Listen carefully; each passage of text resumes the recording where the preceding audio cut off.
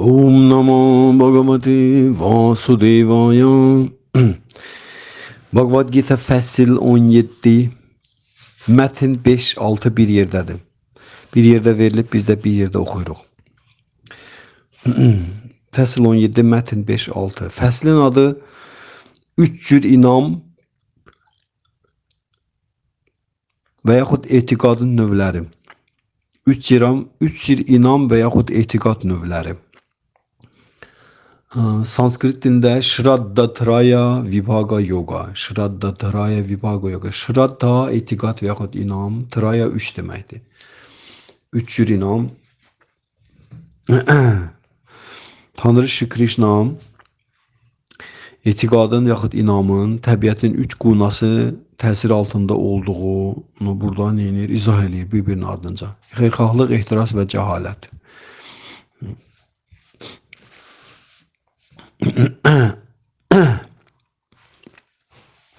5-6 mətnləri Sanskrit dilində oxuyuram. Ashastra vihitam ghuram tapyante ye tapojanaha dambhahanankara samyukta dambha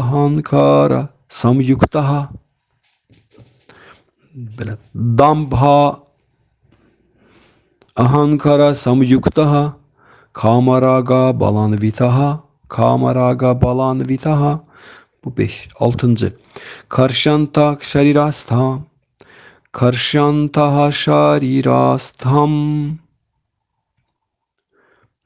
üzr istəyirəm. Bir də oxum. Daha da düz Sanskrit oxumaq asan deyil. Karşayantah şarirastham Bhutagrama machetasaha mamchayvanta sharirastham tan vidyasura nişçayan. Beytin Azərbaycan'da tərcüməsi.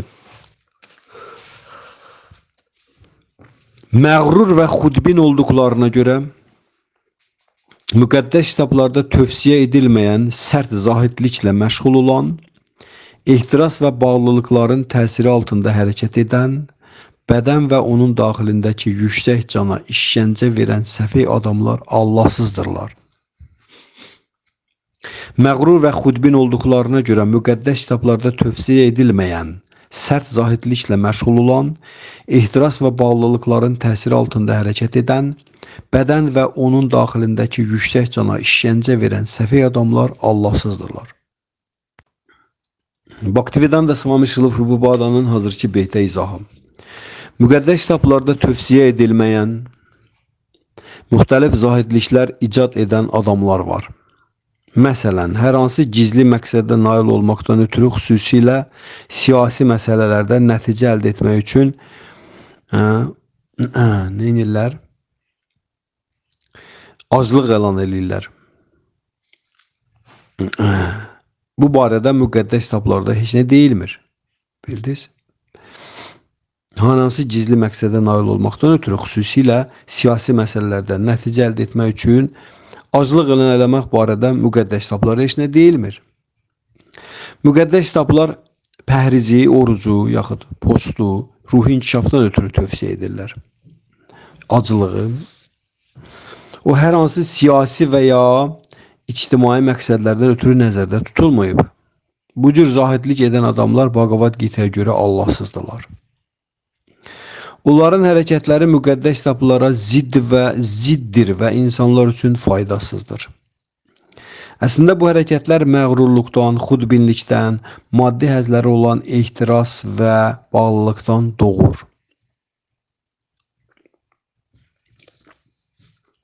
Bu cür fəaliyyət təkcə maddi ünsürlərdən yaranmış bədənə deyil, eləcə də bədənin daxilindəki Allah ali şəxsin özünə də narahatlıq gətirir. Hər hansı siyasi məqsədlər güdən, belə qeyri-mötəbər acılıq yaxud zahidlik başqalarına da çox narahat edir. Hər hansı siyasi məqsədlər güdən belə qeyri mötəbər, avtoritet olmayan acılıq yaxud zahidlik başqalarına da çox narahat edir. Bu cür zahidlik barədə Veda ədəbiyyatında heç nə deyilmir. Allahsız adam bəzən fikirləşir ki, bu üsulla düşmənlərini yaxud rəqib tərəfi istədiyi kimi hərəkət etməyə məcbur edə biləcək. Hər hansı siyasi məqsədlər güdən qeyri-mötəbər acılıq, pəhriz yaxud zahidlik başqalarına daha çox narahat edir. Bu cür zahidlik barədə Veda ədəbiyyatında heç nə deyilmir. Allahsız adam bəzən fikirləşir ki, bu üsulla düşmənlərini yaxud rəqib tərəfi istədiyi kimi hərəkət etməyə məcbur edə biləcək. Lakin bəzən bu cür acılıqlar nəticəsində insan ölür. Belə hərəkətlər Allah şəxs tərəfindən təqdir edilmir və o deyir ki, bu cür işlərlə məşğul olanlar Allahsızdırlar.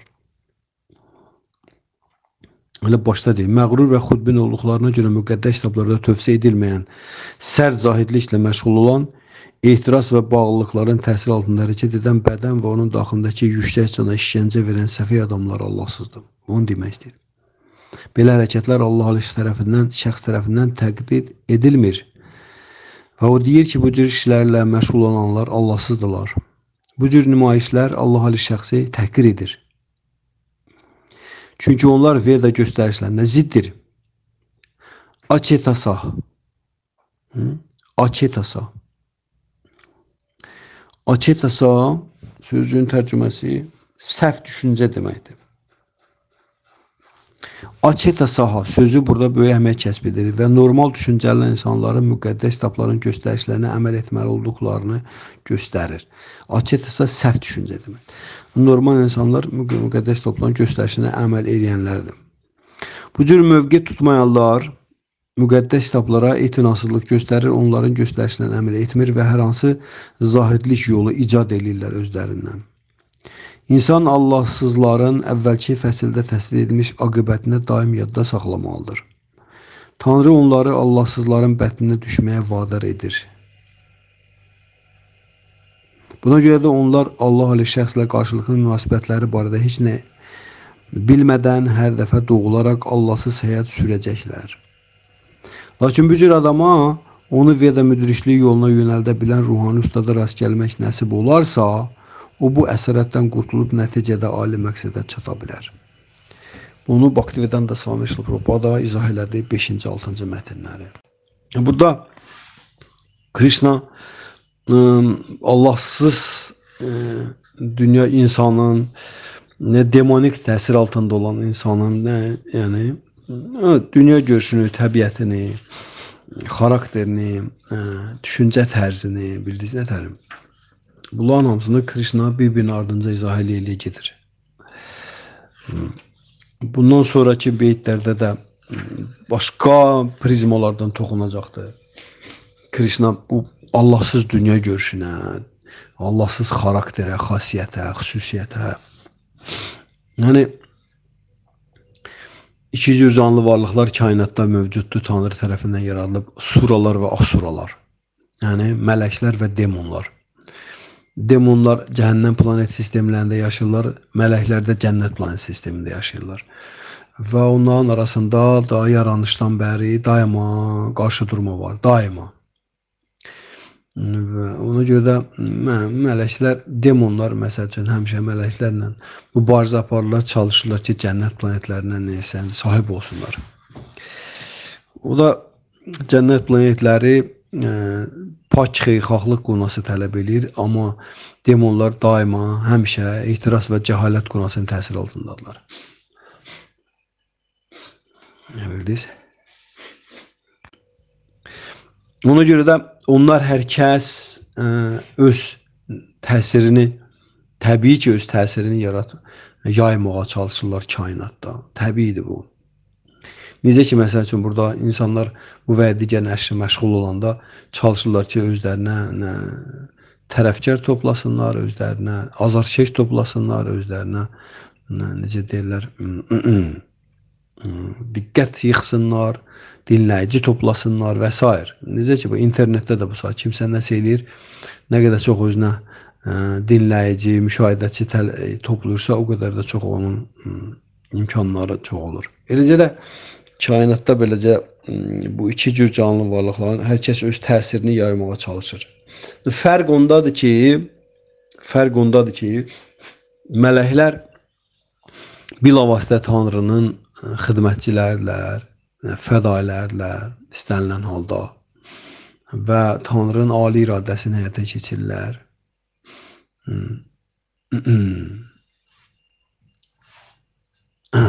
Bildinizmi?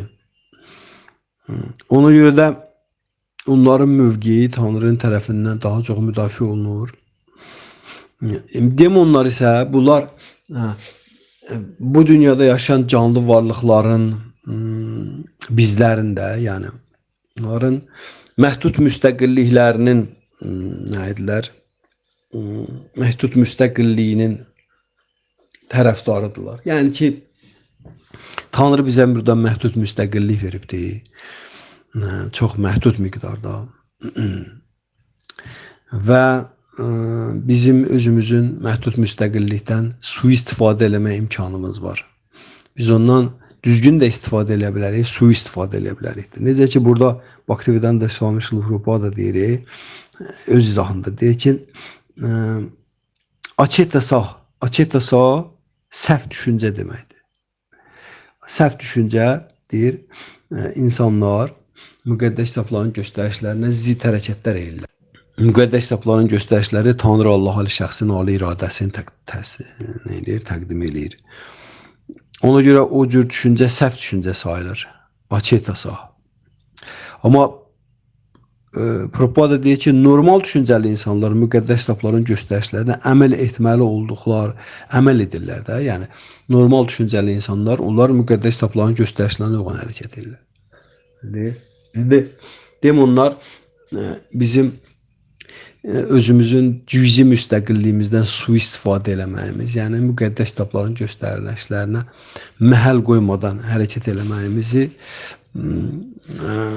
neyirlər? Demonların təsir altına düşmək, demonik təsir altına düşürük və tədricən o istiqamətdə yönəlirik də. Hara ki, demonlar yaşayırlar. Demonlar daha da yaşayırlar cəhənnəm planetlərində. Amma baxırsınız, müqəddəs kitabların göstərişlərinə əməl edəndə, çalışanda, bu istiqamətdə cəhlər, səhlər göstərəndə biz müqəddəs kitabların göstərişlərinə uyğun hərəkət edənlərin təsir altına düşürük və onların istiqamətinə girir. Onlar da kimdir? Onlar da mələklərdir. Mələklər kainatı Tanrının iradəsinə uyğun idarə edən Tanrının səlahiyyətli xidmətçiləridirlər. Ona görə biz müqəddəs kitablardakı nədir? Tanrının iradəsini neyinir? Bizə neyinir? Təqdim edir. İndi müqəddəs kitabların göstərişlərinə uyğun hərəkət edirsə, müstəqilliyimizdən düzgün istifadə eləmiş oluruq. Özümüzün cüzi müstəqilliyimizdən düzgün istifadə eləmiş oluruq və bu bizim müstəqilliyimizin daha da artması ilə nəticələnir, genişlənir və bu da bizi qaldırır cənnət planetlərinə, yuxarı planet sistemlərinə. Ona görə bizim getdikcə daha çox mələklərin təsir altına düşürük. Suraların. Görürsünüz, Quranda baxırsınız 114 dənə surəsi var. Surə sanskrit dilində mələk deməkdir və yaxud da mömin deməkdir.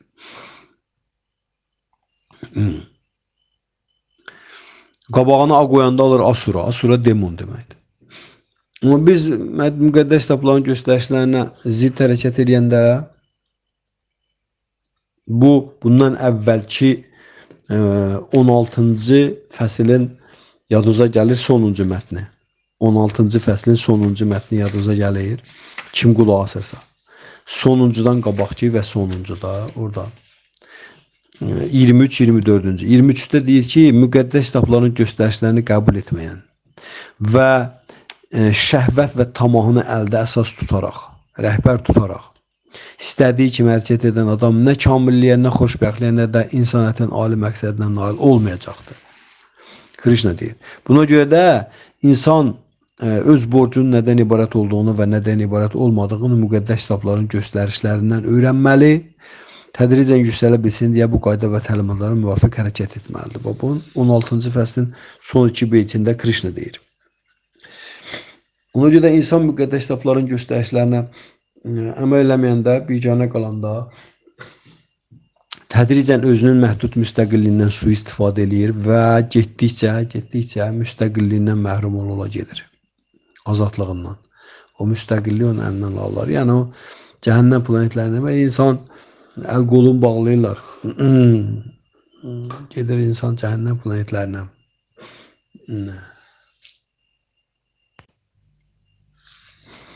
İndi burada Allahsızlıq bu deməkdir. Bildinizmi? Allahsızlıq nə deməkdir? Allahsızlıq demonik canlı varlıqların, kainatda olan demonik o varlıqların təsirin altına düşənlərdirlər. Bildiniz? Təsir altına düşürük biz ondan.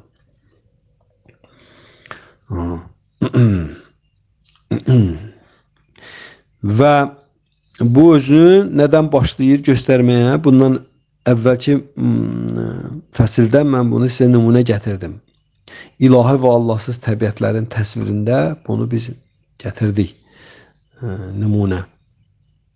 Ki, Allahsızlıq və möminlik təbiətlərin təsirlərinin. Biz dedik ki, bunlar hamısı, yenə deyirəm, təkrar edirəm, görürsünüz, bizim məhdud müstəqilliyimizdən necə istifadə eləməyimiz. Məhdud müstəqilliyimizdən necə istifadə eləyəcəyik də. Bizə Allah məhdud müstəqillik verib. Əslində bu belədir ki, yəni məhdud müstəqillik verməyib, biz ona malikik. Yəni biz Tanrı mütləq müstəqilliyə malikdir. Tanrı mütləq müstəqil şəxsiyyətdir. Heç bir yaratdığından asılacağı yoxdur. Heç bir enerjisindən onun asılacağı yoxdur. Asıllığı yoxdur. Mütləq müstəqil şəxsiyyətdir. Əksinə bütün enerjilər və bütün o yaratdıqları hamısı ondan asılıdırlar. Düzmü?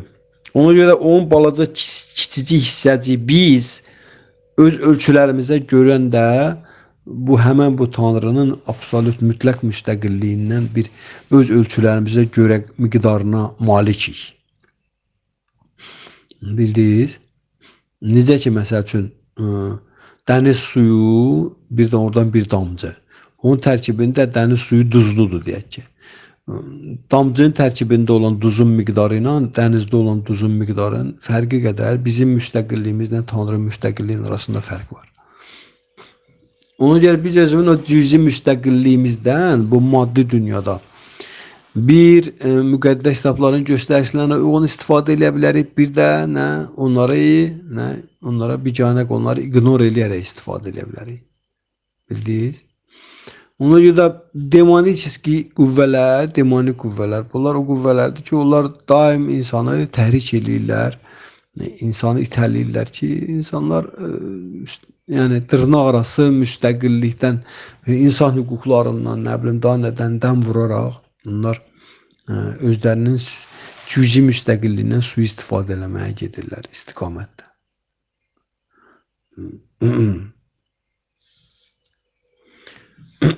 Amma insan yerə gələn müqəddəs kitablar, möminlər, müqəddəslər, övliyalar, dahilər və s. Bunların hamısı isə insanı neylər öyrətməyə çalışırlar ki, Tanrı son nəticədə də Bhagavad Gita ilə və başqa müqəddəs kitablarla insanı öyrətməyə çalışır ki, sən əslində o cüzi müstəqilliyindən düzgün necə istifadə edə bilərsən. O düzgün istifadə eləməyin qaydalarının ki, bu insanı mömin təbiətli eləyir və yüksək planet sistemləri istiqamətində yönəldir. Mən bunları danışmaqda mən istəyirdim ki, Allahsız insan deyəndə nə nəzərdə tutulur? Yəni Allah hamının qəlbində var. Necə deyirlər, hər yerə mövcuddur. Ona görə Allahsız sözü bu belə termindir də. Allahsız sözü özünün nitqi və düşüncəsi əməllərində Allahın iradəsini əldə rəhbər tutmur. Bildinizmi? Allahın iradəsini və özünün ruhi can kimi rifahını əldə rəhbər tutmur. Bildiniz? 23-cü beytdə deyilir nətəri? 23-cü beytdə deyir ki, müqəddəs kitabların göstərişlərini qəbul etməyərək şəhvətini və tamahını əldə rəhbər tutaraq istədiyi kimi hərəkət edən adam nə kamilliyə, nə xoşbəxtliyə və nə də ilahi məqsədə nail olmayacaq, ali məqsədə. Bax gördünüz, bir var ki, insan özünün ruhu rifahını əldə rəhbər tutur, Allahın ali iradəsini əldə rəhbər tutur. Bu da müqəddəs kitabların göstərişləri deməkdir. Bir də var, insan özünün şəhvət və tamahını əldə rəhbər tutur. Bildiniz? Buna da uyğun, necə Prabhupada deyir ki, şastraların, müqəddəs sazların göstərişləri cəmiyyətin müxtəlif sirkləri və bölmələri üçün nəzərdə tutulmuşdur. Hər bir kəs bu qayda və təlimatlara əməl etməlidir. Əgər insan onlara əməl etmirsə və istədiyi kimi şəhvətinə, tamahına və arzularına müvafiq olaraq hərəkət edirsə, onda o heç vaxt həyatın kamil pilləsinə çata bilməyəcəkdir. Başqa sözlə, insan bu şeyləri nəzərə surətdə bilirsə, lakin həyatda onlara əməl etmirsə, o ən düşkün insandır. Bax, bu, bundan əvvəlki fəsildə yazmışdı Şrila Prabhupada. Deməli, biz Allahsız deyəndə biz başa düşməliyik söhbət nədən gedir. Allahsız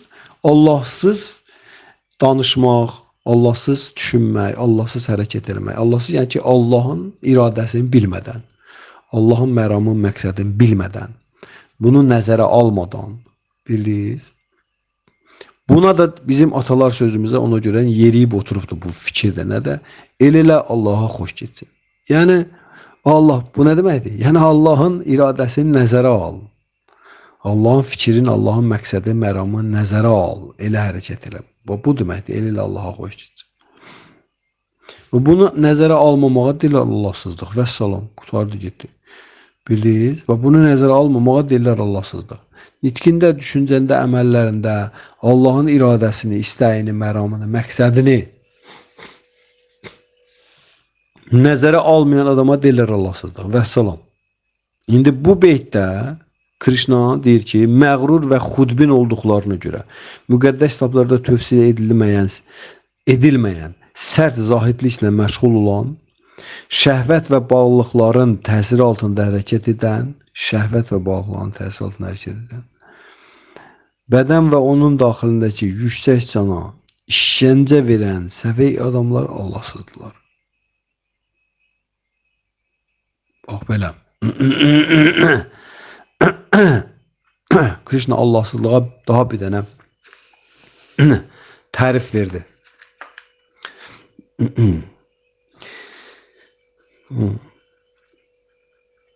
Burada da Prabhupada siyasi nümunə gətir ki, siyasətlə məşğul olan adamlar var ki, azlıq elan eləyirlər.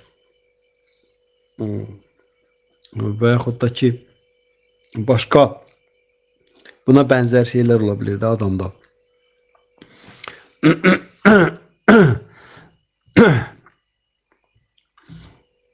Belə Vedalarda belə bir dənə belə nümunə var ki, məsəl üçün deyir, demonlardan biri, o konkret demonlardan, bizim burada insanlardan nəzərə tutulan demonlar, konkret demonlar var. Bir demonlardan bir dənəsi deməli Həzrət Şiva, Tanrı Şivaya, Həzrət Şivaya meditasiya eləyənlərdən biridir ki, istəyir ki, Şiva onun qarşısında peyda olsun. Demondur da, demonlar Şivaya ibadət edirlər.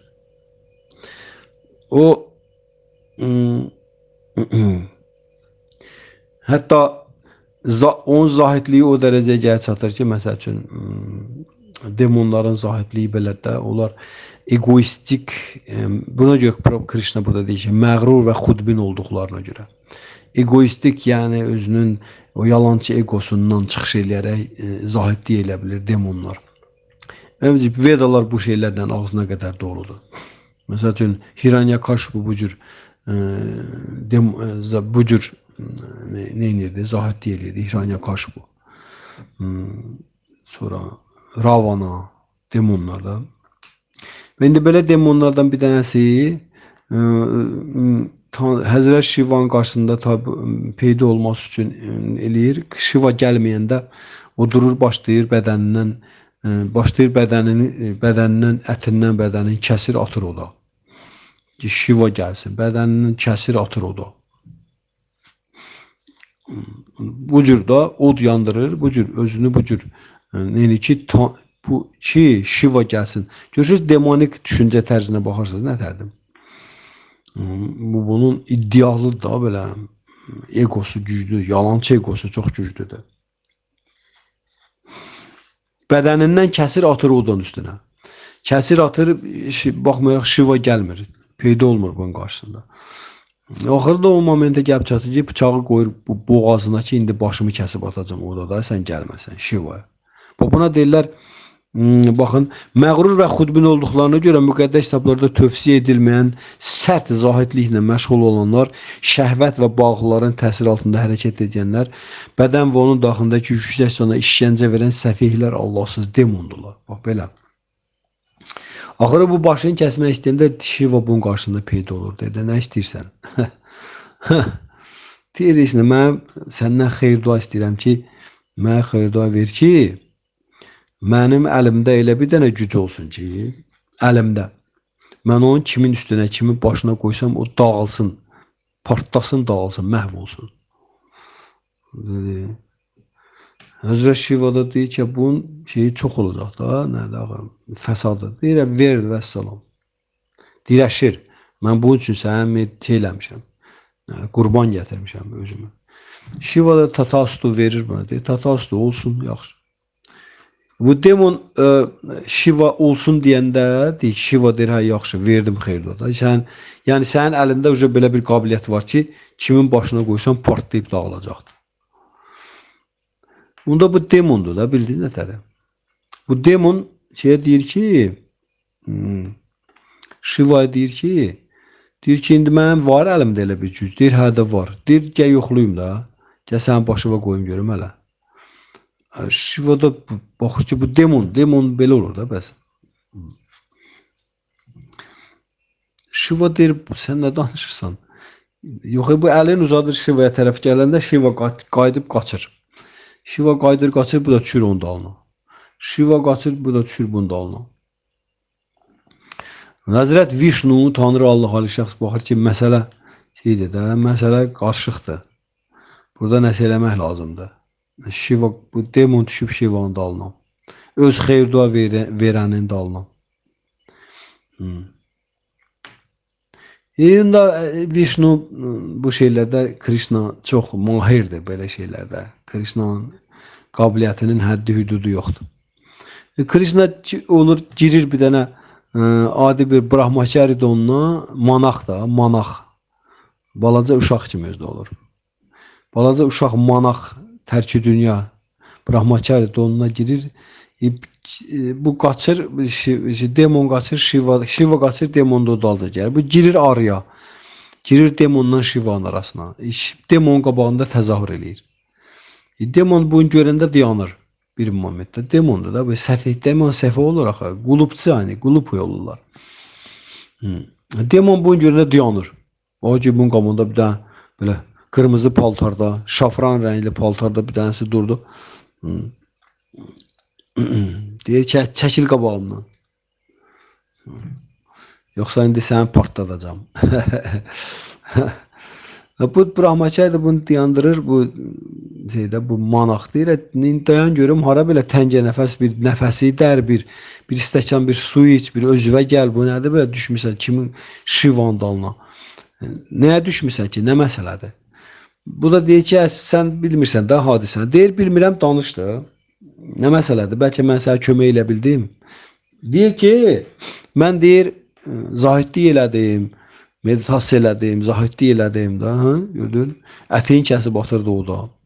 Ki, bu deyir, gəldim, mən deyir, ona dedim ki, mənə elə bir xeyir dua ver ki, mən bu əlimi kimin başına qoysam, o partlayıb dağılsın yerində. Deyir, bu da deyir ki, Vişnu da deyir ki, deyir, verdi, deyir, hə, verdi. Deyir, mənə deyir ki, verdim.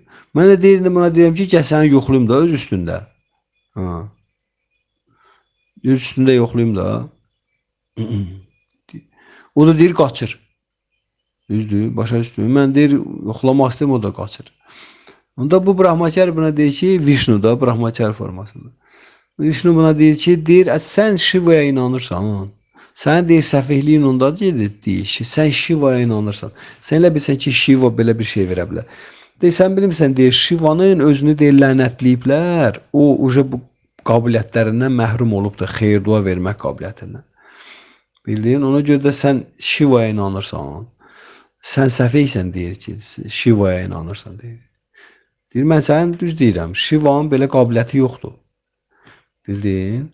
Shivanı lənətləyib hansısa bir dənə mudres deyir orada. Ona görə də Shiva qabiliyyətini itiribdir. Ona görə sənin əlində heç bir elə bir qüvvə zat yoxdur. İnanmırsan, əli qoy başına, əli qoy öz başına görəsən. Bu demon da qaldır əlini öz başına qoyan kimi partlayır, yəni çilik-çilik olur. Vishnu belə demonu, heç Shivan demon əlinə alır. Yəni demon belə səfeh zahid deyilir. Səvey yerlərə gedir də. Demonik təsir altına düşəndə insan neyir? Küllü miqdarda müasir dövrün insanların bu cür hərəkətləri var. Küllü miqdarda. Elə belə bizim bu saatki həyatımızın elə bir aspekti yoxdur ki, Krishna'nın burada dediyi ona aid deyil. Küllü miqdarda insanlar zahidliklə ellər, cürbəcə məhrumiyyətlərə gedirlər.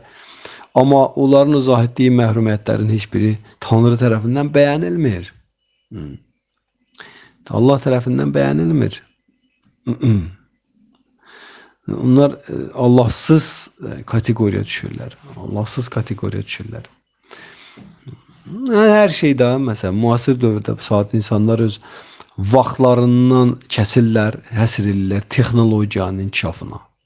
Ki, qızıl kimi Allah buna vaxt verib ki, istifadə elə bu həbsxanadan azad olur. O gedir, oturur, bu da bir zahidlikdir, bu da bir özünə məxsus zahiddir. Oturub ancaq texnologiya ilə məşğul, texnika kəşf edir bu ki. Buna deyirlər Allahsızlıq. Müqəddəs kitablarda belə şey yoxdur. Demir ki, Allah get, Allahsızlıq elə. Və yaxud da ki, insan cürbəcür gedir, məsəl üçün, özünə şəncə verir, spitli işçilər ki, pis vərdişlərlə. Ümumiyyətlə, bütün müasir dövrün bu materialist sivilizasiyasının yaratdıqların hamısı həmən bax Krishna'nın burada dediyi kateqoriyadadır. Hamısı. Mən indi ondan tuta bilmirəm ki, hansından başlayım, hansında qutarım. Yəni hamısı da ki, bu cür şeydir. Müqəddəs kitabların göstərişlərinə uyğun olmayan məhrumiyyətlərə getməkdir. İnsan məhrumiyyətlərə gedir, müqəddəs kitablarda hansı ki öz əksini tapmır. Və bu cür insan hərəkəti həm özünə ziyan gətirir, həm ətrafdakılara ziyan vurur, həm də öz qəlbində yerləşən və başqa canlı vaxtların qəlbində yerləşən Allah-Ali şəxsə ziyan vurur. Bildiniz nətər? Onu şey deyir də, ona deyək ki,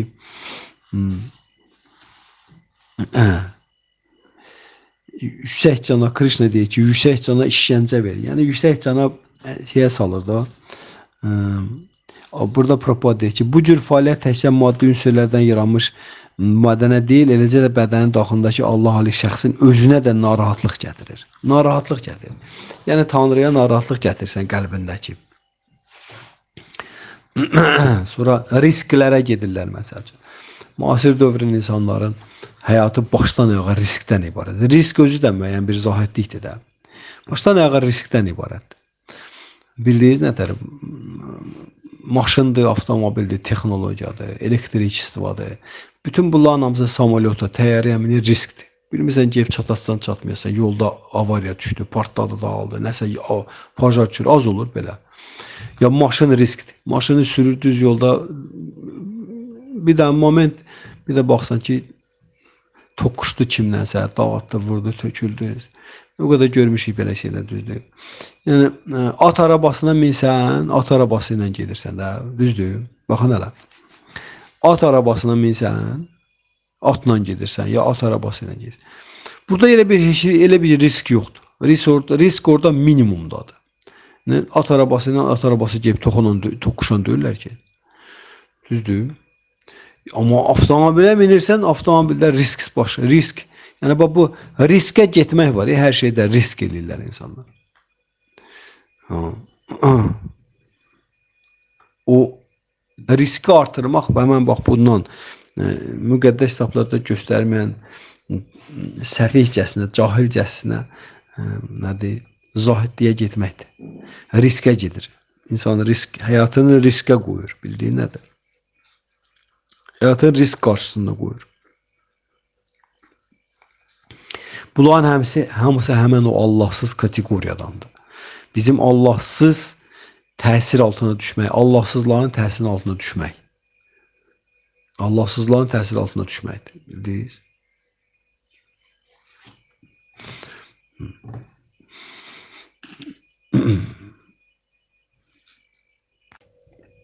Bu cür risklərin, bu cür zahidliklərin dırnaqarası, bunların hamısının arxasında insanın təkəbbürü, lovğalığı, egoizmi durur. İnsan nə qədər çox təkəbbürlü, lovğa və egoist isə, o qədər də özünü riskli şeylərə, həyatlara atır. Özünü cürbəcür bax belə necə deyirlər, müqəddəs kitablarda göstərilməyən, əks olunmayan, özünü məhrumiyyətlərə gedir. Bilirsiniz nə dərim? Zahidliklərə gedir. Və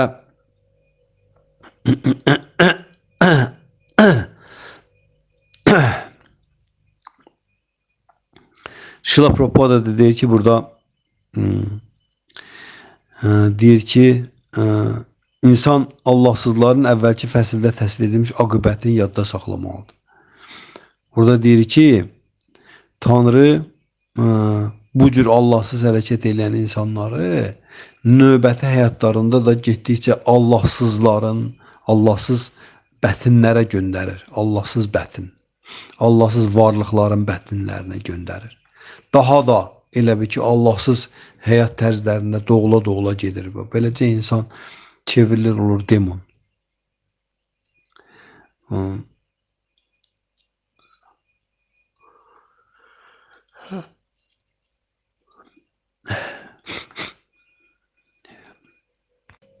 Yəni müasir dövründən nəzərə alsaq, müasir dövrdə insanın özünün yalnız fiziki bədəninin, fiziki mövcudiyyatının, yemək, yatmaq, cins əlaqəsi, sonra qorunması ilə əlaqədar komfort yaratmağa, şərait, rahatlıq yaratmağa, çalışmaqların hamısının arxasında insanın Allahsızlığı durur.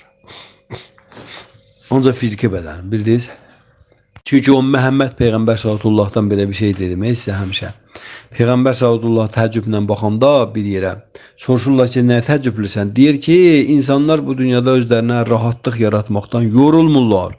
Amma Allahın planında yoxdur. Yəni müqəddəs kitablara uyğun deyil bu.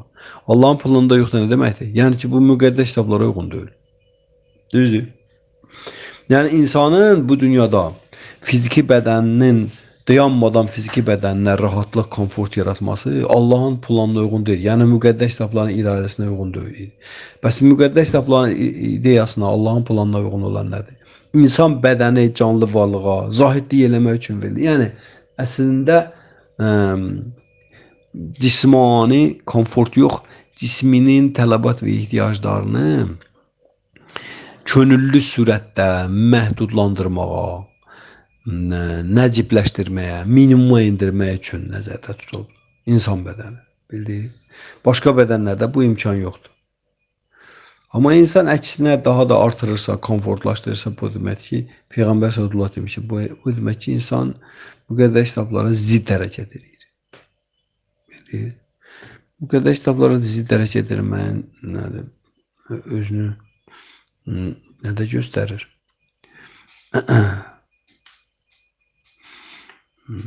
Cəzalanmaqda, burada deyir, Allahsız insan, Allahsızların bətninə göndərir. Mən hər dəfə belə insan, hər etapda Allahsız doğula gedir. Tamamilə uzaqlaşır Allahlı şəxsdən.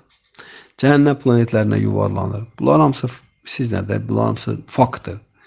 Nağıl deyil, ya fəlsəfə deyil, bunlar hamısı faktdır. Hiranyakaş bu Allahsızlığın ən bariz nümunəsidir. Ən belə necə deyirlər, ən önündə gedən Allahsız demonuydu. O da gedir zahidlik eləyir, bir ayağın üstündə durur neçə nə qədər müddəti. Bir ayağın üstə durur. Skeletə qalır. Bədəni dağılır, gedir, skeleti qalır. O dərəcəyə qədər o yanır bir ayağın üstündə. O dərəcəyə qədər. Axırı Brahma bunun qabağında peyda olur. Həzrət Brahma. 4 başlı mələk kainat edir. Və deyir, bu bərpa eləyir bədənin təzdən deyir, nə istəyirsən, zahidliyin arxasında nə durur. O da deyir ki, mən ölməzlik istəyirəm səndən. Fiziki bədənin ölməzliyi da mümkün olan şey deyil. Və bunun bu cür zahidliyin fəsadı nə ilə olur ki, o özünə də ziyan vurur, ətrafdakılara da çox güclü ziyan vurur və qəlbindəki paramatma Allah ali şəxsə ziyan vurur. Ne üçün? Çünki onu vadar eləyir ki, bura nazil olur. Bildiğin şir formasında. Gəlir nəticə etibarı nə olur? Qoyur İranya Kaşıpın dizlərinin üstündə cırıqlayır, atır yerə.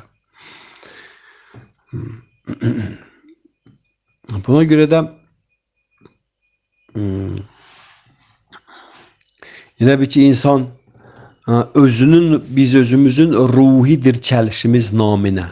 Baxın hələ görün nə deyirəm.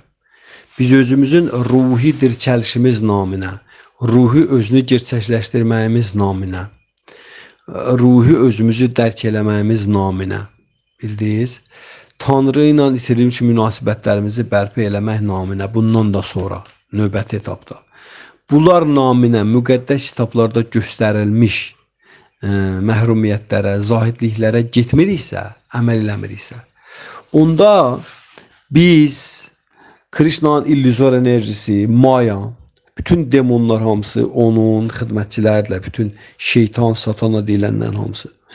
Onda bizi illüzor enerji bizi vadar eləyir, biz başlayırıq cismani, fiziki bədənimizin komfortu, rahatlığı, həzzi, kayfı, adı, sanı, şanı, şöhrəti və bunun can güdənləri, bunun nələri, şəhvəti, qəzəbi, tamaha, paxıllıq, acgözlüyü naminə başlayacaq zahidliklə eləməyə, məhrumiyyətlərə getməyə. Bildiniz? Seçim bizimdir. Hansı naminə gedəcəyik biz? Zahidlik eləyəcəyik, məhrumiyyətlərə gedəcəyik. Seçim bizdikdir, düzdürmü? Ona görə biz, müqəddəs kitablar deyir ki, biz insan bədəni alıb ki, biz ruhun dirçəlişi naminə məhrumiyyətlərə gedək, zahidliklər eləyək, oruc eləyək, aclıq eləyək filan, ruhun dirçəlişi üçün, Tanrı ilə münasibətləri bərpa eləmək üçün, materialist konsepsiyadan qurtulmaq üçün, ruhi konsepsiyada bərqərar olmaq üçün. Amma biz bunu eləməyəndə müqəddəs kitabdan göstərir ki, biz onda məcbur qalır, ondan sonra illüzor enerjinin, mayan nədir, diktəsi altında gedəcəyik məhrumiyyətlərə, istiraplara, əzab əziyyətlərə, bildiyiniz nə tərəf. Baxın, məsələn, insan Allahsız həyat sürəndə Allah yadından çıxır da, insan, ibadət, Allah filan. Öz bildiyi kimi yaşır. Onun belə insan həyatı əzab əziyyətlərlə dolu olmur. O qədər əzab əziyyətlər gəlir ki, insan həyatına küllü miqdarda. Amma deyir ki, sən müqəddəs kitablarda göstərilən çətinlikləri, əziyyətləri götürsən üstüvə, məhrumiyyətləri götürsən üstüvə, sən ruhi realizasiyan, ruhi dirçəlişin baş verəcək. Məsələn, onları rədd eləyəndə, öz bildiyin kimi yaşayanda, onda səni maddi enerji, illüzor enerji məcbur eləyəcək cürbəcür məhrumiyyətlərə, çətinliklərə gedəsən, problemlərə. Amma onda onlardan sən heç bir rifah gələn deyil.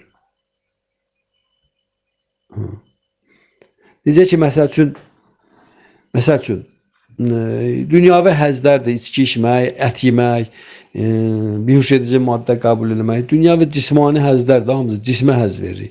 Sekslə məşğul olmaq, şəhvani şeylər. İndi müqəddəs kitablar deyir ki, sən ruhi gerçəkləşməsini istəyirsənsə, ruhi dərk olunması istəyirsənsə, Tanrını tanımaq istəyirsənsə, Tanrı ilə münasibətləri bərqərar eləmək istəyirsənsə, əbədiyyə həyata nail olmaq istəyirsənsə, doğuluş ölüm dövranından azad olmaq istəyirsənsə, çərxi fələkdən, bu qaranlıq həbsxanadan qurtulmaq istəyirsənsə, onda sən bunların hamısından imtina elə, bütün cismani həzlərinin, yemək, içmək, yatmaq, sekslə məşğul olmaq və bu şeylərin həzlərindən imtina elə, onları minimuma indirməyə çalışır. Görürsünüz, zahidliyə çağırır da Allah insanı, məhrumiyyətə çağırır. Amma nə naminə? Gördünüz, sadaladım. Biz biganə qalanda, rədd eləyəndə onları, deyir ki, yox, nə, bildiniz nətər, hamısını. Materialistik də, Allahsızlıq bax bu deməkdir. Biz rədd edirik ki, əşi, bunlar bizi nədir, müstəqilliyimizi əlimizdən almaq istəyirlər. Bunlar bizim nə edirlər? Azadlığımızı əlimizdən almaq istəyirlər. Mən azadam. Heç bir müqəddəs kitab məni maraqlandırmır dediyi. Ona görə mən içməyə də gedir, fahişəliyə də gedir, paltarını soyunub lüt gəzməyə də gedir. Sonra siqaret də çəkir, canım sizə desin, içki də içir, narkomaniyada qurşanır və s. Pul da uğurluyor filan beş mekan. Özünə fiziki rahatlıq yaratmağa, fiziki bədənlə bildiyi nədir? Onda nə baş verir? Onda maddi enerji belə insanı nə edir? Elə bir günə qoyur ki, belə insan düşür özünün bütün bu müqəddəs kitablara zidd hərəkət eləyərək öz başına elədiklərinin yaratdığı reaksiyaların və bir də pis vərdişlərin təsir altına düşür. Köləsi olur onların. Bildinizmi? İndi yəni bu tərəfdən zahidlik eləmirsənsə, o tərəfdən zahidlik eləyəsən. Amma bu tərəfdən, ilahi tərəfdən müqəddəs kitablara nisbətən verilmiş zahidliklərə əməl eləyəndə insanda ruhi gerçəkləşmə, dirçəliş baş verir. Mənəvi yüksəliş, ilahiyə, Tanrıya yaxınlaşmaq, onu dərk eləmə. Amma sən bunları ignor eləyirsənsə, öz başına yaşayırsansa, onda onlardan gələn nəticələr və yaratdığı şeylər, pis vərdişlər sən iradəndən məhrum eləyir və onda başlayırsan fiziki bədənin üçün zahidliklərə getməyə. Sadəcə olaraq bədənə aid olan şeylər üçün. Bildiniz? Zahidliklərə istirab əzab. Bax, bu şeyin mənası buydu, bu söhbətlərin. Bunu mən elə biləm ki, xırdalamağa ehtiyac yoxdur, xırdalayam ki. İnsana deyirlər ki, içki içmə, gedir içir. Siqaret çəkmə, gedir çəkir. Narkotika qoşuma qoşur. Paltarı sönüb lüt gəzmə, soyunub lüt gəzir. Heyvanı öldürüb ətini yemə, düzdür. Bunların hamısı insan müstəqilliyin, azadlığın əlindən alır, özündən asılı vəziyyətə salır, iradəsindən məhrum edir. Sonra bunları eləməyə bilmir. Eləməyə bilmir. Buna deyirlər, oldu köləsi. Düzdür. İndi hansı yaxşıdır? Amma kim ki bunlara əməl eləyir, düşür müqəddəs kitablardan, mömin şəxsiyyətlər son nəticədə Allah ali şəxsdən asılı vəziyyətdə. Hər iki halda biz asılıyıq. Ya biz müqəddəs kitabların göstərişinə əməl edib Tanrıdan asılı vəziyyətimizi tədricən dərk edirik, düşürük ondan asılı vəziyyətə. Ya da ki biz bunları rədd edirik, ignor edirik və öz bildiyimiz kimi hərəkət edirik. Həmin əməllərimizin əks təsirlərindən yaranmış problemlərə və s. bunların hamısının köləsi oluruq. Asılı vəziyyətə düşürük. Bunu demək istəyir burada. Məğrur və xudbin olduqlarına görə müqəddəs kitabların tövsiyə edilməyən, sərt zahidliklərə məşğul olanlar şəhvət və balıqların təsiri altında hərəkət edirlər. Bədən və onun daxilindəki yüksək cana işgəncə verən səfi adamlı Allahsız adlanır. Bədənə işgəncə verən kimdir? Bədəni biyoloji maddələrlə dolduranlar. Allah bədəni verib ki, sən ona ibadət edəsən, sən onu pak saxlayasan, mömin eləyəsən və o sənə imkan versin ki, sən özü dərk edib qayıdasan geriyə əbədiyyətə. Amma sən götürsən bədəninə işgəncə versən nətər? İnsan öz bədəninə necə işgəncə verir? İnsan bədəninə işgəncə verir spirtlə, siqaretlə, heyvan əti öldürüb yeməklə, belə sərhədsiz, zadsız nə ilə, cinsel əlaqələrlə məşğul olmaqla. Sonra canım sizə desin, insan bədəninə işgəncə verir və s. Və s. Yəni bu nədən, bu kontekstdə, bu nöqteyi nəzərdən bütün şeylərin hamısını siz bura əlavə edə bilərsiniz özünüz. Ruhi canın narahatçılığı, Allah ali şəxsə qəlbindəki yüksək cana narahatçılıq gətirir. Nəyə görə? Bu Allah ali şəxs bunu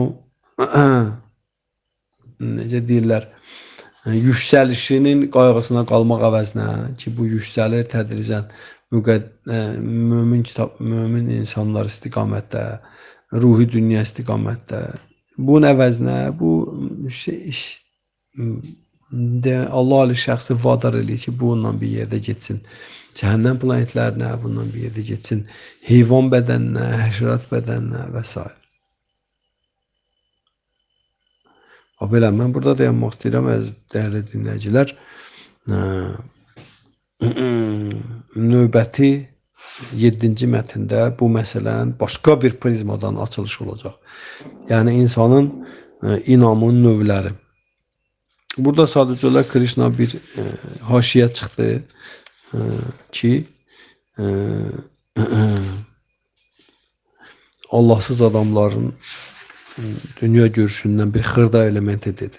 7-ci fəsildə Krishna, 7-ci mətndə Krishna indi tamam başqa bir mövzudan danışacaq. Etiqad növləri mövzusunun birdən başqa elementini açıqlayacaq. Biz də onun ətrafında danışacağıq. Bu belə. Diqqətinizə görə minnətdaram. Hare Krishna.